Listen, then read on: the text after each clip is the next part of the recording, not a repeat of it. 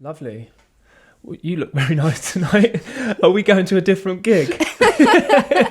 Well, I have to leave straight from here to do some other filming where I've been requested to do my big leg tilt. So, Okay. Trousers, cover the crotch. Velour. Is it velour? Velvet? Velour? Velvet. And I'm in basically tracksuit bottoms and a top.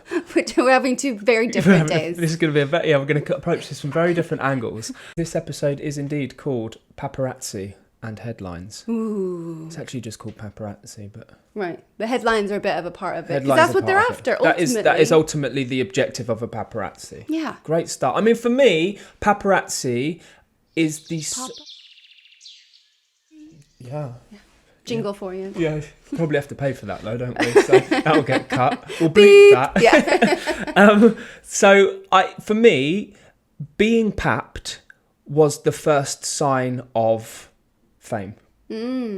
Right? You get asked for autographs or pictures or selfies or things like that, but often I feel like that's just the circumstance, especially for me. If I'm at work, someone will think, oh, he's having his picture taken. Can I have a picture with you? They don't know who you are. When was the first time you were papped? Fashion weeks. Going into fashion weeks. New York Fashion Week. Actually Milan, they're pretty heavy on it as well. If you're doing a big show in Milan, Dolce, for example, they'll be queuing up outside and they'll pick the guys that they know are the main Dolce guys. In Milan, it's strange actually. In Milan, models are famous. And in New York, models are famous. Yeah. But in London, you're not known for being a model. So I had that kind of... But because it was in a different country, it didn't feel like fame... in my world. Is that Maple just making a bit of noise there? Maple! Well spotted. Would you mind not making any noise, please, darling? Thank you, baby. Bless her. She's off sick today. And she's doing her best, isn't she? But there may be a couple of knocks and bumps in this episode. That'll be Maple. Our little middle one. We are parents. We are parents. It's true. Yeah. I think the first time I got papped, since you asked. Nobody cares, babe. Tell us about the worst time you ever got papped. I think the first time, but just remembering, I think the first time I got papped was at the Playboy Mansion on a red carpet, sort of before Pussycat Dolls was a recording group, at an event. Well, that opens up a can of worms and turns us into... Right, forget paparazzi. You were at the Playboy Mansion, babe. Yeah, I did. I did go to the Playboy Mansion. And I got introduced to Hugh Hefner by Carmen Electra, which at that moment I thought was really quite cool. I sort of saw it as like a female empowerment thing. However... We've now seen the documentary. Holy cow. It probably wasn't a female empowerment thing. I feel a bit traumatized now. Yeah, just a couple of months of therapy, you'll be fine, babe. Oh, God. Yeah, so, I mean... For me, it's the sort of first moment of fame. You find out that actually just somebody taking your picture doesn't mean you've officially been papped. It's when it gets printed that it matters. But it felt like, oh wow, I've arrived. The pictures never got printed by anybody, so actually it was just somebody taking a picture. Yeah. But yeah, that's what happens. I feel like the first time I felt the wrath of paparazzi was when the Pussycat Dolls came to London for the first time. And that was sort of at the height of paparazzi really trying to get headlines and get pictures that everybody was going to want to see. And they had some serious tactics to get those, which... Well, you walked straight into it at the height of paparazzi, didn't you? Yes. Your first thought of paparazzi was getting hounded by paparazzi. But there's actually, and there's stories on that, but there's different levels of being papped, isn't there? I'm not going to pretend I've come up with this off the top of my head. I've got it prepared. There are 3 types of paparazzi, right? So there's the tactical one where actually you call the paps. There are people that call the paps. They know they're going to be somewhere and they want the paps to take pictures of them in the hopes that they'll get some press. Then there's the surprise one where they're hiding in the bushes.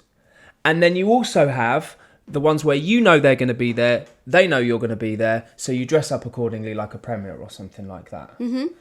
The hiding in the bushes one would probably be my first experience of having had my picture taken, but actually then have it printed when we lived in Primrose Hill. Yeah, that was the first time that I saw pictures come out, having had no idea that pictures were being taken. Yes. And we were really enjoying ourselves. We were sticking food in our mouths without any care in the world. Yeah. Knocking back some wine together, having loads of laughs. Meanwhile, some dude is hanging out in a bush, papping us. And I felt like almost violated when I saw. It was, because I had also never, I always feel like I could spot a camera from anywhere. Yeah. And when we were on Primrose Hill in the park, for example, you'd be sitting in the park and you'd see the camera pop up. Or they would shoot like through a person's hair. Yeah, but you can see that. Yeah, you feel it. You feel it and you know it. But to for the first time you know you've been photographed, be when you get a Google alert or something, or a tagged in a picture. You feel stalked. And you're like, hold on, I'm still sitting there. How am I? Where are? And you turn around and you literally turn around and you're like, well, they must be over there somewhere. Yeah. It's literally like, I didn't realise that existed like that. I always thought it was some kind of setup, but it isn't. Oh, and I remember quite recently when the dolls, we were all in LA rehearsing for our React video. And we were in this dance studio that had windows, but unbeknownst to us, there's some dude standing across the street shooting through the window of us rehearsing. And you've got lights on in the studio, but it's dark outside, so you can't see him. He can see you. It's really creepy. And I remember those pictures. But again, people will have assumed that would have been called Set in. up, yeah. But that's because sometimes it is called in. Sure. Like sometimes, I remember when you were launching your cosmetics line, it was like, well, we need some help. The point of you launching a cosmetics line is you get a lot of press. We had a big party set up. We were ready for the press. We wanted the press. We wanted to get the word out there. So it's like, come on down. Come down. Unfortunately, I have a link into that world. Because I used to live with a paparazzi. You did? I did used to live with a paparazzi. In New York? So I'm going to give you a different perspective on paparazzi in a bit. Great. That might differ from your thoughts on it. Yeah. From being followed around the supermarket in Primrose Hill. And I guess in addition to those sorts of hiding paparazzi or ones that you don't even know of, there's been times, sort of when I was leaving the Pussycat Dolls and I'd come to the UK to have some meetings and things. This was pre-Got to Dance. I think it was for the meetings with Princess Productions to do Got to Dance as a judge. And I had pictures just showing up in media all over the place. And I would see these guys like pop out and they're taking the photos and everything. I was very aware. But I was like, how do they know everywhere I'm at? It just so happened that the manager that I was working with at the time was calling him in. Yeah. I just thought I was really famous. Man, London loves me. Yeah. But that's it. And he was, and this is a bit sneaky because you should at least be aware of this. Yeah. He was trying to use that to build your fame to help you get work. You know what? It worked. It worked. Yeah, so it did. As slightly unethical as it is to... It's very cheeky. Very cheeky. Yeah. But there is that playing, like actually using the paparazzi, because again, there are brands out there, and this might shock people, who pay to put their story in the press and make it appear as if it's just normal journalism. And you'll notice there'll be a product that's surreptitiously slipped into the story, and it'll be about someone going shopping, but where they've gone shopping, and the brand will have paid for that press. Now you get pictured without having to pay for it, and they put it in the press anyway, so it's actually valuable to people. Yeah. I quite like, though, that people, now that social media is such a big thing, I feel like people are really privy to when things have been set up. People are getting it now. Yeah, it's like, oh, they just happen to be at a car wash. You're like, no. Yeah. You don't look like that going to the car wash. You knew that was happening. She's got a full face of makeup and those shorts look far too short for this time of year. Oh, who, me? Yeah. You know this person has never washed their car before in their life, but there it is. Yeah. It's part of the game, and it is part of the game. The problem is... What game, babe? What game? What game is it? Yeah, go on. The fame game. Hey! Starting to lean away from me. I'm gonna have to. You wait to see how many times I drop in. So you've decided to become famous. You're gonna need a relationship with the paps in this episode. I do have a perspective of paparazzi because I lived with a guy who's a big paparazzi in New York, and he's an incredible photographer who because in my perspective, I can't imagine staying with a paparazzi. No, because you have an idea of what paparazzi. Because I'm so famous. Listen, your interaction with paparazzi as well, by the way, they've usually been out standing in the cold for 12 hours, all huddled around, sort of a little bit competitive with the people they're working against. And I've heard about some tactics they use, like super gluing each other's locks in their scooters so they can't get away on a chase. You found this out from your friend, didn't you? So tell us some of these So cool your perspective stories. is that these guys are probably, haven't had a shower in a while, are pretty hungry, a bit aggressive and all that sort of stuff. But they're not like that otherwise. These are guys who are good photographers, my mate moved to New York as a good photographer. Whilst he was building up his profile, making contacts, he wanted to get a sort of a part, make some money, pay his rent, but he wanted to keep holding a camera. So he got into this. This seems easy. Stand outside, take a picture of somebody. At least I'm holding a camera, taking pictures.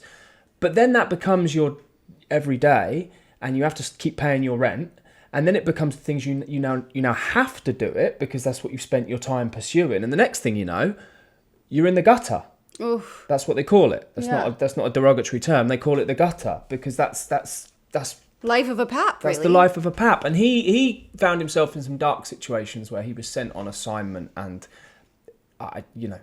it's horrendous. Yeah. What he had to do. So I have a real sort of empathy. I wouldn't say sympathy, that would be patronising, but I understand that these guys that are taking pictures of you and of us have got mouths to feed and rent to pay. So we'll give them the picture because it's polite.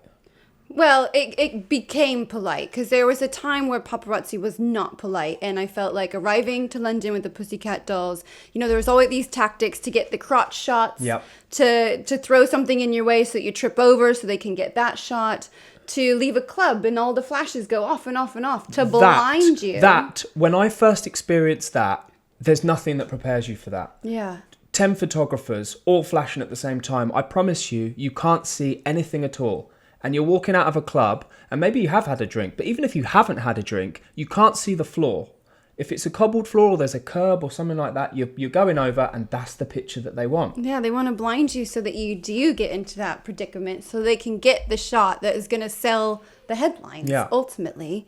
So if you ever find a picture of us coming out of a club, you'll notice that I'm holding Kim's arm incredibly tightly. It's not that we're struggling. So you don't fall over. I don't want to fall over.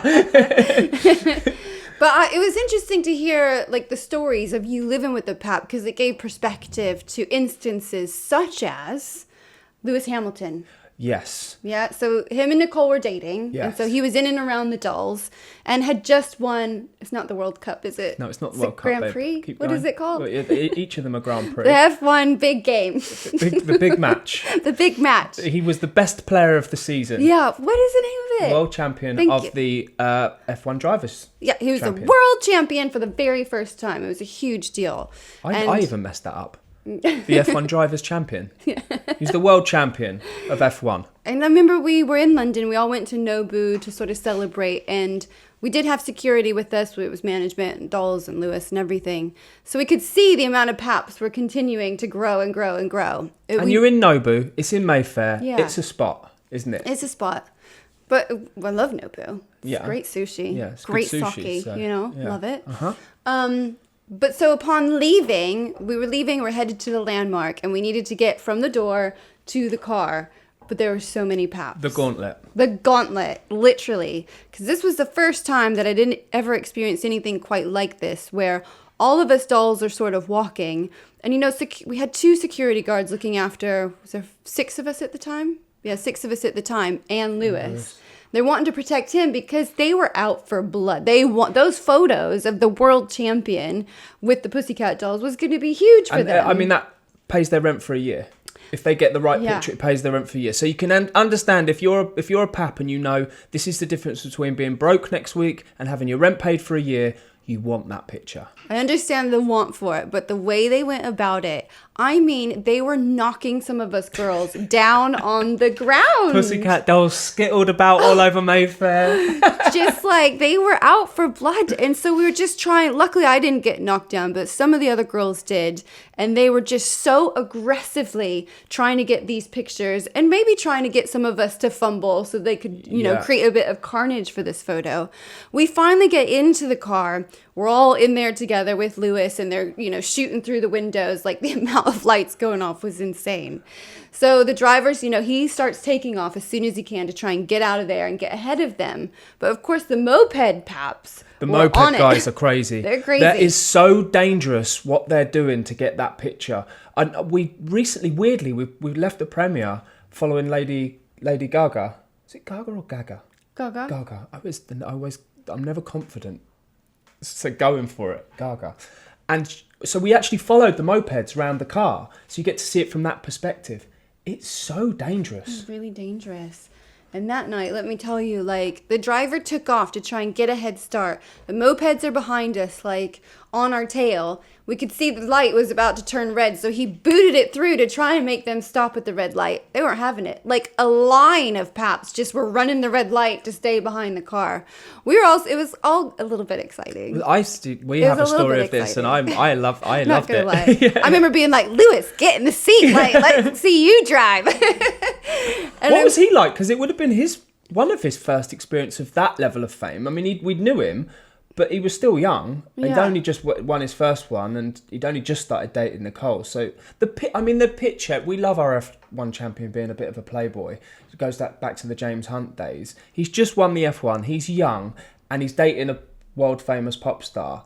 It is an image that people want to see, and you lot as well. You know, I just think he felt quite targeted and used. Right, yeah. Like, I don't think it was a good feel. He didn't want to give them that photo. Yeah. You know, it's not like... And he doesn't need to either, does he? Yeah. Like, he's a world champion. He doesn't need to mess about doing that sort of stuff. So I remember as we finally got to the landmark, which is where we were staying, we pulled under this sort of like canopy bit and literally got out the door, dove into the hotel before any of the paps got there and could get more pictures of us going in the hotel together. And it's probably one of my favorite and horrific stories that I have of paps. My favourite story is similar, and we just started dating. And again, we've talked about how I'd been pictured before and thought, oh, this is quite cool. And then we'd had a few pictures where they've just turned up in the press, and you think, oh, all right, so this is what it's like. But we were coming out of Mahiki, and this was when we were trying to keep things secret, because we've been dating a few months, and it looked like it was going to be good. But you definitely don't want it all over the press for it to not work out and have to deal with that as well. So you just sort of figure things out, and you know. And we were just dating as well. We enjoyed a lot of the treasure box. We did, which is a drink in Mahiki. Yeah. It's not something that maybe other people would think it is, although we do enjoy a lot of things like that. But again, probably just establish that the treasure box is a drink. It is. It's a treasure box of yummy liquid. Yeah. Again, a drink. So we just come out of there. We were trying to keep things secret, but because we're trying to keep things secret, it was quite obvious we were dating. We were around. It might have been my birthday as well. I think it might have been your birthday, and people are trying to get this picture. We could feel that had been called in as well. Yeah, it had been. Somebody called that in. It had been called in by the club, because obviously it makes the club look good to be in the press the next day with this story. So we get out, we get straight into this car, and one of the first times this happened, and we're like, come on, go, go, go. And the guy goes, don't worry, I'm a getaway driver. Yeah. And in my head, I'm thinking, wow, this right. is what it's like then. Okay. I didn't realize I used to get in a cab or get on the tube. Now I'm with a getaway driver. That's how I get home. This guy was a getaway driver. It was his moment to shine. It was his moment to shine. And he, 20 odd guys on scooters, all banging on the windows as we're driving around. He drove, and I mean, it's a long time ago, so it's probably, the statute of limitations has probably passed. He drove up the wrong way up Regent Street. He was running red lights. He was ducking into muses, switching off the lights, letting a few more run down. That was the coolest thing ever. Was like, yeah, he'd done all of that, and then to try and lose them because he could see they were still following, he turned into somebody's driveway, shut off the lights. We just sat there quiet. And then 3 of them go past. Yeah! It was literally like a scene in a movie. It was a drive. it was a drive movie, and we're just losing 2 or 3 at a time in all these manoeuvres that he's doing back up to Primrose Hill. And we get all the way back to Primrose Hill, and as we're creeping up to the house, thinking we're over, there's one more guy, and it was like, it's like the big boss at the end of the level. Yeah. So he goes, okay, then I'll lose him. So just as we're about to get to our house, he zips off around, whips around Primrose Hill, loses this guy, and I was just, honestly, you said to me at the time, you were like, I'm so sorry about this. I'm like, sorry, this is the greatest experience of my life. It was brilliant. It was all downhill from there, wasn't it? And then we've never had a getaway driver again. But we did have somebody show up at our house gate. That's unacceptable. And that was scary. Arguably, since we were out as a couple, and we give our picture, and we're not hugely famous like... Well, speak for yourself. Totally. I think I balance us out. You're the hugely famous. I'm just somebody's husband. And between us, we're pretty much even keel. So we generally have a good relationship. Well, we just don't give a lot of, like, great pictures for them. No, we're not that exciting. That's it. Like, Yeah. we're not falling out of clubs, like, not cheating on each other and doing the Yeah. stuff that people want to follow you around for. Yeah, exactly. Until the Pussycat Dolls get cold.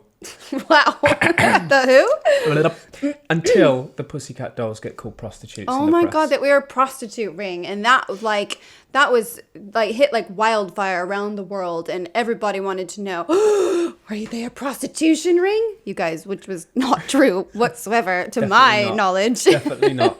Definitely not. Unless I'm due a bill for the last 10 God, years. Ew. I haven't had it yet. Gross. But They started turning up at house. yeah, we had young babies, and Yeah. they're standing outside of our gate. It was like, first of all, we moved to Surrey for like our quiet little life to raise kids and everything, and to think that they'd somehow found our house, waiting outside of the gate, and were hounding for an interview and for We'd moved away answers. from Primrose Hill because that time you were getting followed around the supermarket, and this guy was taking pictures of you shopping and all this stuff, and everybody in the shop is even like, this is really awkward. It's only a small supermarket, and somebody says, "Well, you moved to Primrose Hill." What did you expect? And we're like, "Okay, Not well, this." See you later then." And we moved out of Primrose Hill. We're definitely not trying to court public, like, personal invasion. Yeah, Yeah, that wasn't on, is it? lesson learned. Yeah, just if the people writing the story of the Pussycat Dolls could just settle down on the old prostitution rumours, that would be great for our privacy. We'd love that. And for like the credibility of my career. Yeah, well, that as well. But I just really would rather be able to get out of my drive on the school run rather than have to sort of skittle photographers everywhere. Bless. Yeah. But we've grown, I think, as a society, for one part, because we do have social media. So you get to see so much of famous people anyway, that almost nothing is sort of as exciting as it used to be. Yeah, it used to be the only picture you'd see of a famous I mean, person. we still have to use the tactic of don't get the crotch shot, because there is, as much as we know some lovely paps, there are still some There's of still those one or two deadbeats out there. So this would be, I guess we've got a few take-home lessons, haven't we, from everything that we've said. And the first and most important one is, if you're a gentleman accompanying a lady to an event, it doesn't matter where it is, get out of the car, open the door, and block the doorway crotch shot. as she steps out, both in and out of the car. That's how you do that. If you're being driven and you don't have a guy with you, ask the driver to do that, because that's what they're doing. They're getting the low at camera angle. And you can't see because, as we said, they flash bulb brightly. Yeah. And as your legs go over, they get the shot. You got to use the swivel technique. The swivel technique. The swivel technique. You got to keep the knees together, and you just swivel over and then get out. And the same, you got to sit in the car and swivel your legs in and keep those knees kissed. Like you're getting off a horse in the 1920s. Oh yeah, like side saddle. Side saddle, Yeah. And then the other thing is this getting hosed down, and you've got to be aware of the fact that you're going to come out of a dark room, nightclub, something like that, and be blinded. So just Blinded by the light. short steps. Great track. It doesn't matter how long you take to get to the car. They're not going to be able to pick that up with regards to photographs. So take short steps. Be Or very- the tap technique. Just tap your toe in Tap front. your Make toe, sure there's yeah. no curve Tap there. your toe. And then take the step. Go slow. Slow and steady. Tap with your toe, not with your face, because anything you do with your face is then going to be picked up. So yeah, those would be the two main ones. Another one is, always be aware of the fact that they are taking pictures of everything, and they will definitely use the worst picture of Yeah. the situation. For example, the one time we came out of a club, we're getting hosed down, we're using the tap technique, and we're holding on to each other tightly, and we're smiling calmly and nicely. But this time you're walking forwards. All the press are walking backwards. One guy fell over onto his bum, and everybody, including the guy that fell over, went, "Hey!" So did I, because I was joining in, thinking, "Oh, this is fun. We're all having a bit of banter." The picture used was of a guy falling over in front of what was a parked car, but didn't look parked, and me just laughing at him and pointing. So I basically look like I'm laughing at a guy who's just been run over. This is true. It's a true story. Didn't happen, but you got to be careful as you're being papped and hosed, and yeah. Papped and hosed. Tapped and hope. It's definitely a rap there. Yeah, right. Step Brothers. Yeah, totally. But like for headlines, like even if you've had like a really lovely night, you've looked wonderful. It's funny how they can twist just about anything to make it seem really saucy or by something writing that the it's word not. saucy as well. Yeah. Yeah. Getting her pins out. Yeah, she came out, she's flaunting her pins as she saucily walked out of the chemist. Or like I can remember doing it was one of the first, because I'd gone to the Scratch Academy in New York, run DMC Scratch Academy, learned my DJ craft. Yep. And one of my first sort of gigs was doing pride events and club tours, pregnant, but sort of hiding it. Again, trying to keep it secret. It's early days. It's early days. It's not even, we haven't really told family at this point yet. Yeah. So I did that DJ gig. My boobs were way bigger than I was used to. And you hold water weight, don't you, when you're unexpectedly pregnant? Even when you're expectedly pregnant, I think Oh, it's right. general. Yeah, it's true. Yeah, just in general. In general, pregnancy tends There's to... water weight. Yeah. But the pictures these guys took, I was like, they know that I wouldn't be comfortable with that online. Like, they were my thigh. I was dancing, and somehow there's just like the most ridiculous amount of ripples. Thank you, Mapes. In my thigh. So I'm gonna jump to the defense of the photographer in this situation, and this is where my perspective on the paps and my sort of empathy with them it comes into play. He'll have taken hundreds of pictures of you, and he'll have just submitted his card, and the press will have picked the ones where you are rippling, as you so He knew what he was beautifully call it. There will have been beautiful pictures of you, cool pictures of you in that reel, but what you have to understand. It was. That was exactly the face. And the thing is, someone's going to freeze frame that and use it for this. That's going to be the press shot, and it's your own fault. I was in it. I was in the mix. I was feeling it. Totally. So, but the point is that if you are being papped, the chances are they will pick the worst one. Yeah. Whereas if you're modelling, they pick the best picture of you. If you're being papped, and that's not the pap's fault, that's the person who picks it and the people who read it and click on it. Stop clicking on pictures of people when they don't look their best. Let the press know that we don't want to see that anymore. We want to see people now, feeling good. That's fixed. Thanks, babe. Yeah. Society's fixed that's it. now. They'll take care. I'll just take care of that. Yeah. That's the politics out the way. Well, we did some questions, didn't we? We did do some questions. Should we move on to some questions? So we on the World Wide Web, we asked the question, what is your favorite news source? Yeah. It's quite a definitive question. It's quite a definitive question, but it was the most political of responses we've received. I'm curious, what sort of responses did you get? I got from Freddie, his favourite news source is Russell Brand, because unfortunately comedians can be trusted more than paid off media outlets. Yeah. Which is kind of the gist of basically what everybody was saying to me. Other people have said what they do, which is, someone said, Alessandra Jane Designs says no news. Yeah. So it's sort of along the same line of mistrust of media. Sean says firsthand, being present for knowing something. I get that, but it's tough to be everywhere that you need to be to know absolutely everything. But I get that. I think the point that people are making is there's a general mistrust in media outlets. You know what? That's kind of what I'm getting, because there's some people that are saying that they've got it from TikTok, which is a bit scary. Yeah. Facebook, even scarier. What was the other one? BBC, MSNBC, Your Music. Your Music? Yeah. Whoa. Okay. I don't know if it's newsworthy, okay. but hey. But even that in itself, Your Music, I would say that people watch movies now, stuff like Don't Look Up, yeah, and almost think, yeah, that's a good reflection of society, which it is, but there is a disconnect between it's also completely made up, based on sort of where we're at, but you can't take that as fact. I think people are tending to do that. They're tending to take more information from, creative content than they are from actual news outlets. And that says more about the news outlets. The Onion. The Onion. Have you heard of The Onion? I thought that was a joke, Onion, but actually, the way you say The Onion, I think that might be It is. like an online news source. A bit like the Russell Brand situation. I don't know if it's got the same political ideology, but... Yeah. But I think the point is people are going to individuals more than... Yeah, media. the mistrust. That's the most interesting thing, is the mistrust. There's a few like Apple News or Google.coms. Yeah. My brother came in with Roka News. Roka News? Roka News. This is a new one. Okay. New news source. Okay. It might just be news about tattoos and Cars, yeah. Yeah, probably. Vintage cars. Yeah, probably. He likes to chop and change cars. Yeah. Which is really cool. And Love they my are bro. cool. Yeah. Slow Down Steve on Instagram That's if you want to see right. all of his handiwork.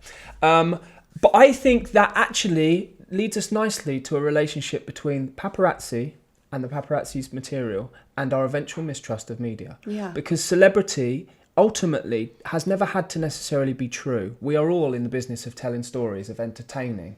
And the paparazzi became part of that entertainment. They'd take the picture, they'd tell a story, people would believe it or read it or be entertained by it.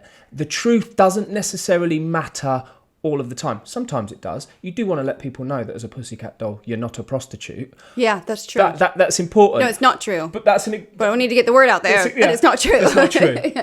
Whew. Slippery slope. That's definitely going to kill that story. But the point is that was where they took it too far. They're just trying to create stories for people to be entertained by, and then people became so comfortable with that. They became so used to it that now it's moved its way into politics and things that actually do matter, and it's almost an allowable lie. Yeah.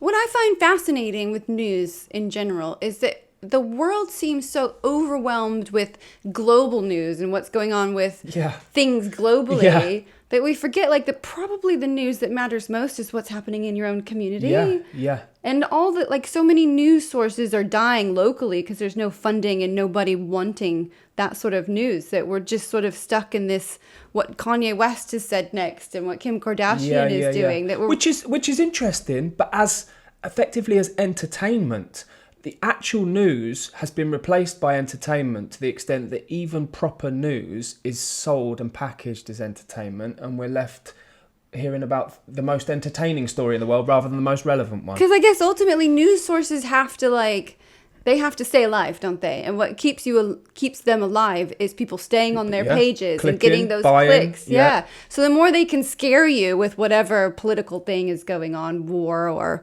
immigrants or whatever it might be, it can scare people to the point that they want more and more and more, and they keep going after it.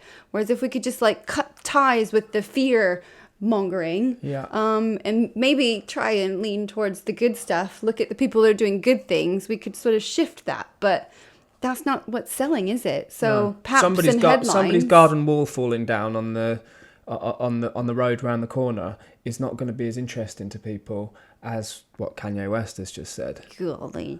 Exactly. Yeah. Let's solve that, hasn't it? Well, so again, if you could just fix that for us, please, media people, that would be great. But I think that's the tough thing is paps and headlines.